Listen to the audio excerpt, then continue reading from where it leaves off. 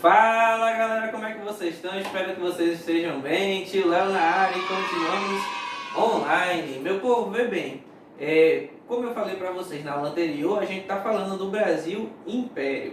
Vamos ver se você lembra aí quantos períodos tem a fase Império do Brasil aí, a fase imperial brasileira.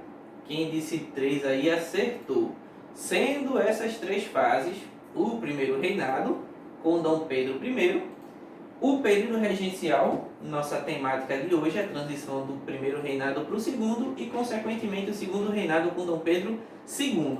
O período regencial é aquele período da saída de Dom Pedro I até Dom Pedro II assumir como governador, como governante, né? Então a gente vai ter aí uma distância, porque a gente vai ver mais na frente quando um saiu, o outro não assumiu logo, vamos relembrar o motivo.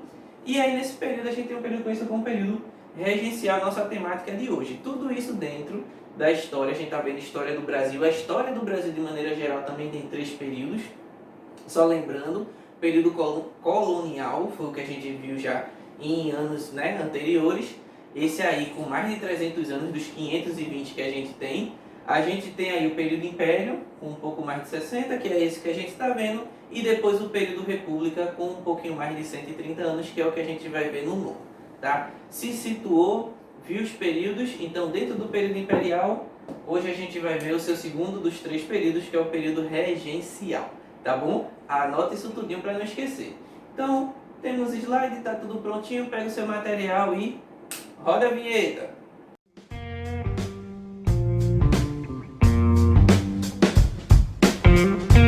Centro Educacional Prisma, ligando você ao conhecimento.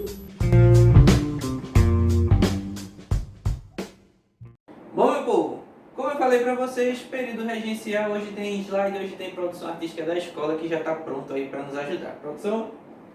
Bom, antes de falar aqui da situação, vamos falar o seguinte. Quando a gente fala de período regencial, a gente está falando de uma fase da história do Brasil, como foi falado no começo do vídeo, que vai da saída de Dom Pedro I até a entrada de Dom Pedro II. O que é que ocorreu? Quando Dom Pedro I saiu do governo do Brasil, né, segundo a Constituição, que a gente já trabalhou nela, quem deveria assumir o governo seria Dom Pedro II, seu filho, até porque a transição era hereditária, de pai para filho. Só que Dom Pedro II era pequenininho e ele não tinha como assumir. Então a Constituição dizia o seguinte, que se o imperador saísse e o seu herdeiro ainda não pudesse assumir, então iria ter um período de regência, ou seja, iria ter pessoas que iriam governar até que o herdeiro tivesse condições de assumir o trono. No caso de Dom Pedro, como ele era pequenininho, essa regência ia governar até ele crescer e ficar maior de idade, que é quando ele poderia assumir o trono do Império Brasileiro. E esse período é o que marca o período conhecido como período regencial.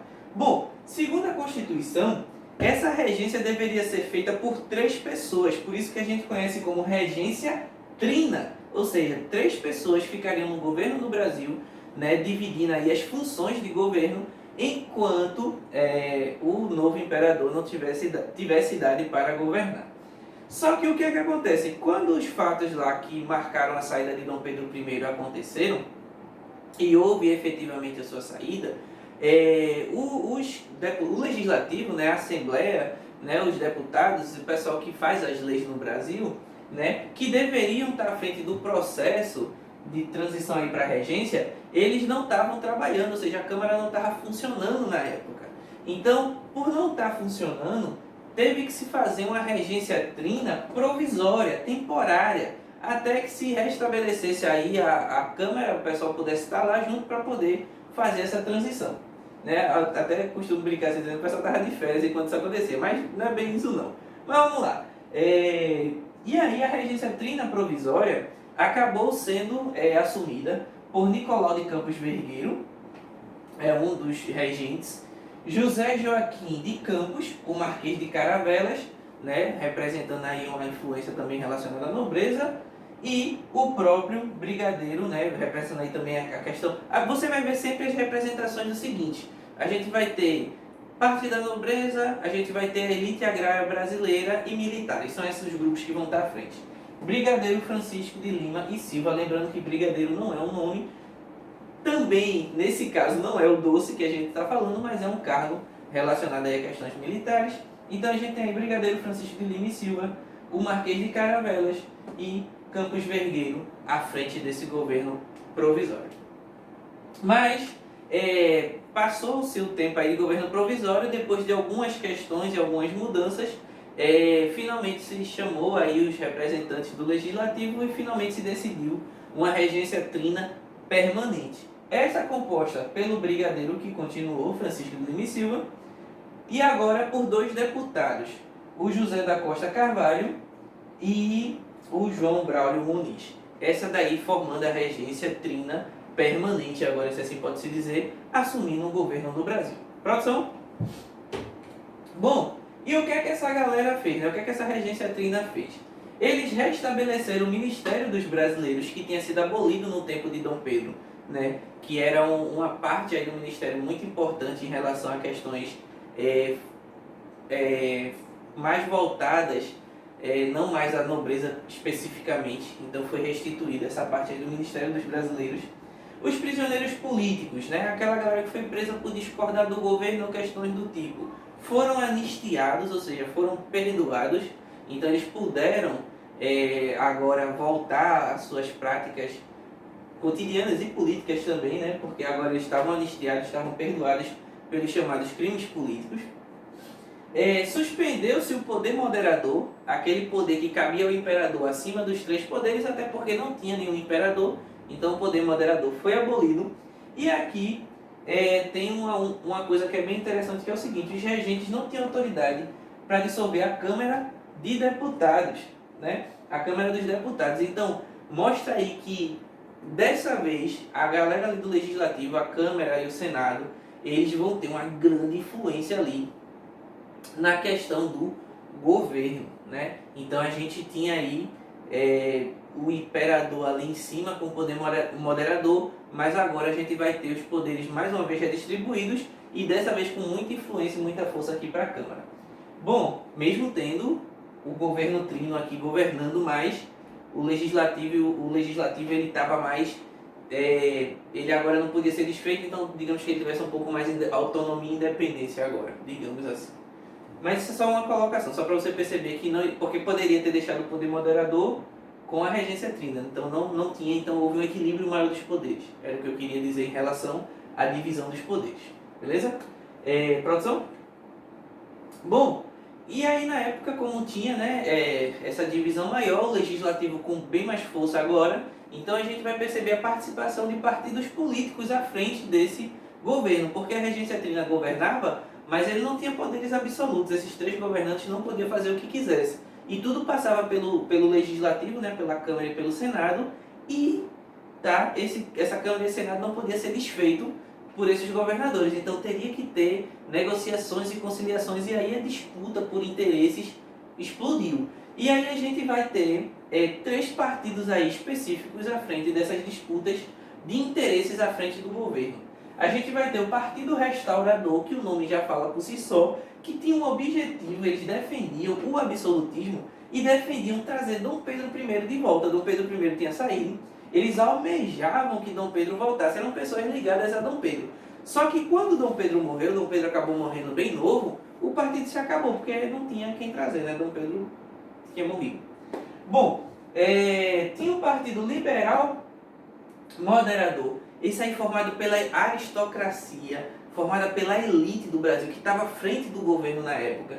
Esses aí lutavam para que a escravidão e o regime monárquico permanecessem exatamente como estava. E, obviamente, eles manteriam-se no poder, garantindo, inclusive, seus privilégios. Esses aí disseram assim, não, a gente quer deixar tudo como está.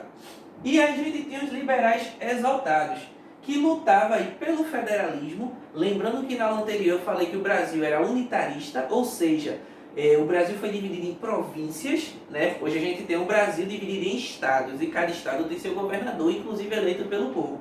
Naquela época não, a divisão do Brasil era em províncias, tá? E cada província tinha a indicação do seu representante vinda do poder central, ou seja, era o governo central, era o governo do Brasil que indicava os governadores das províncias e as leis também.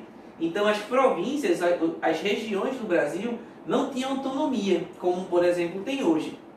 Então, os liberais exaltados lutavam pelo federalismo, para que as províncias agora tivessem autonomia, né, entrasse dentro da lógica do federalismo, e também pretendiam a proclamação da República. Existiam alguns, tá aqui inclusive, ó, alguns pretendiam a proclamação da República. Alguns queriam acabar com a monarquia e transformar o país numa república federativa, né, federalista, digamos assim. Essa era a lógica inicial. Produção? Federativa, foi o que eu quis dizer. Outros acontecimentos importantes é a criação da Guarda Nacional. O que acontece é o seguinte: na época, né, o Brasil ele começou a entrar numa crise muito grande. Né? Enquanto a elite lutava, e esses partidos e as pessoas à frente desses partidos e a elite lutava, né, para cada um querendo se beneficiar do governo de alguma forma, explodia pelo Brasil, e muitas vezes inclusive com influência dos liberais mais exaltados, digamos assim, explodia pelo Brasil várias revoltas. Mais uma vez, algumas revoltas separatistas com o intuito de se separar do Brasil, outras revoltas contestatórias, enfim, começou a explodir uma série de revoltas e protestos pelo Brasil, diante do governo que estava um caos.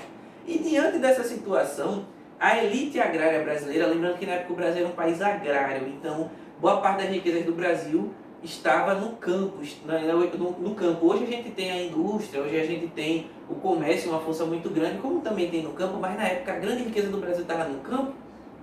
E nessa época, a elite brasileira era a elite agrária, eram os donos de fazenda, eram os donos de terra. Então naquela época, né, o governo passando por algumas dificuldades, então liderado por um ministro da época, que era o Feijó, ele resolveu montar a chamada Guarda Nacional, que era o seguinte: donos de fazenda, eles financiavam a construção de uma tropa local, e essa tropa era armada e fardada. Esse dono de terra ganhava o cargo de coronel, e ele comandava essa tropa local ali, para garantir a ordem ali do local, inclusive, normalmente, né, para também garantir a proteção das suas terras, isso com aval do governo.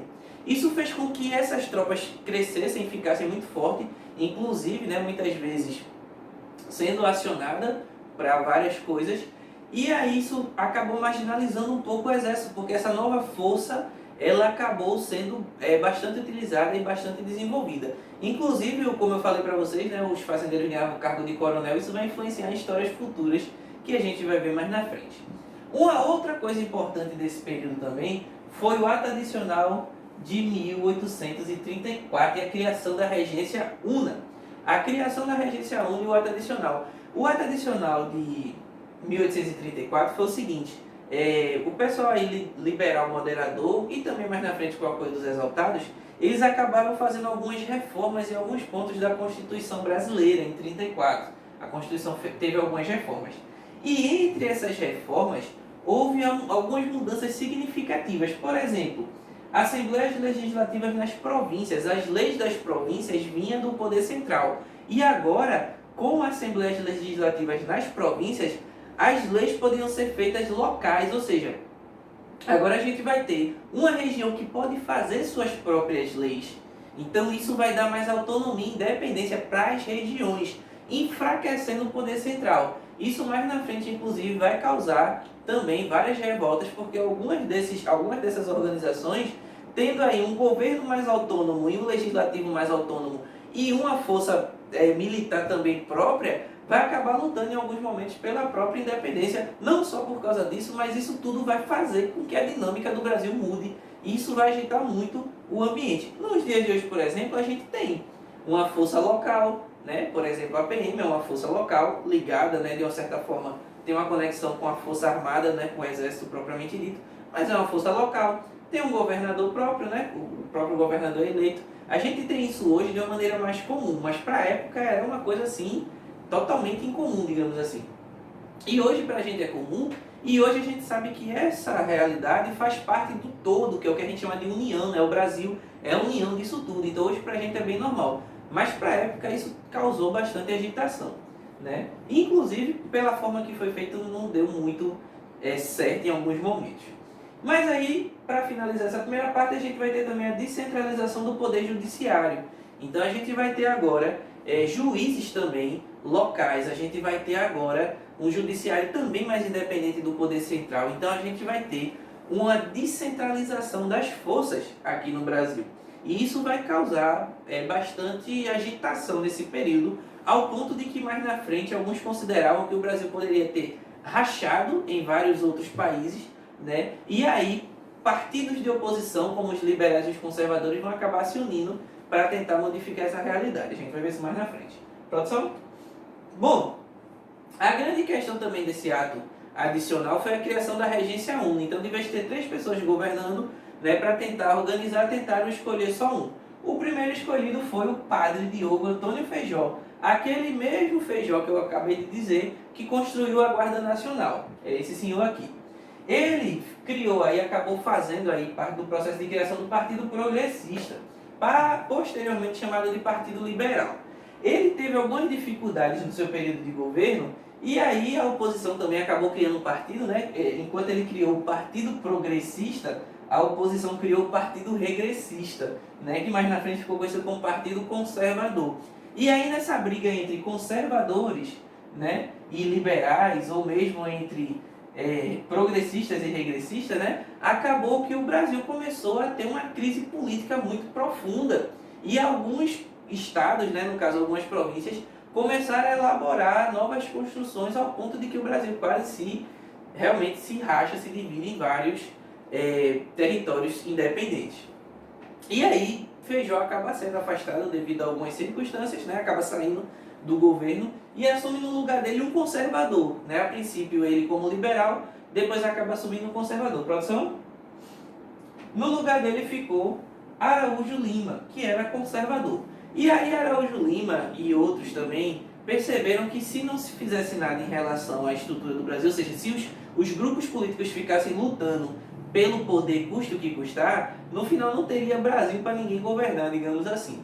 E aí, diante disso, né, no período aí de Araújo Lima, foi reestruturado a ideia do unitarismo. Então as províncias locais passaram a ter mais uma vez o seu controle feito pelo poder central, o governo central passou a governar, e aí a gente vê o famoso pulo do gato desse período, que é o golpe da maioridade. No Brasil explodiu muita revolta, inclusive o nosso próximo tema são as revoltas desse período. Você vai ver como o Brasil quase racha em vários outros territórios, né? Então, diante de tantas revoltas, liberais, conservadores e vários outros grupos perceberam, né, que uma solução poderia ser trazer de volta, né, a figura do imperador para dar a ideia de unificação, né? Então assim, poxa, traz o imperador e aí, trazendo o imperador, a gente dá essa ideia de unidade novamente. Só que na época o Dom Pedro, que estava crescendo, era uma criancinha quando tudo começou, ainda era um adolescente, ele estava por volta dos seus 14 anos. E ele só podia assumir com 18. Então o que é que a galera fez? A galera se reuniu e baixou aí, né, a idade para os 14 anos. Então a maioridade agora, ele com 14 anos atingiu a maioridade só seria com 18. Então a galera fez uma reunião para baixar, e aí ele com 14 anos seria considerado maior de idade. Opa, então se ele só seria com 18, mas não dava mais para esperar, baixou-se essa maioridade, ele com 14 é maior de idade, então segundo a Constituição ele pode assumir como imperador. E acredite você ou não, ele acabou sendo coroado adolescente com essa manobra política feita, né, por essa turma aí. E aí, essa manobra política é conhecida como golpe da maioridade, que nada mais foi que uma forma de tentar trazer o imperador sem romper com a Constituição. Ah, só pode assumir quando for maior de idade? Quantos anos ele tem? 14, a maioridade é quanto? 18. Então a gente transforma a maioridade numa idade mais baixa, o imperador vai ter essa idade, tá aí, um novo imperador para o Brasil, e em nome do imperador vamos lutar contra isso tudo e reunificar o Brasil. A ideia foi mais ou menos essa, acabou vingando, Dom Pedro assume, no começo ele tem um pouco de instabilidade no seu governo, mas depois o seu governo vai ficando instável, né? E ele se torna um governador por mais tempo a governar o Brasil. No final do seu governo, mais uma vez, a estabilidade, que vai culminar com a proclamação da República. Mas segundo o reinado, que é o próximo tema, e proclamação da República, já é uma outra história. A gente vê isso nas próximas aulas, beleza? Meu povo, espero que vocês tenham entendido, espero que vocês tenham gostado e até a próxima!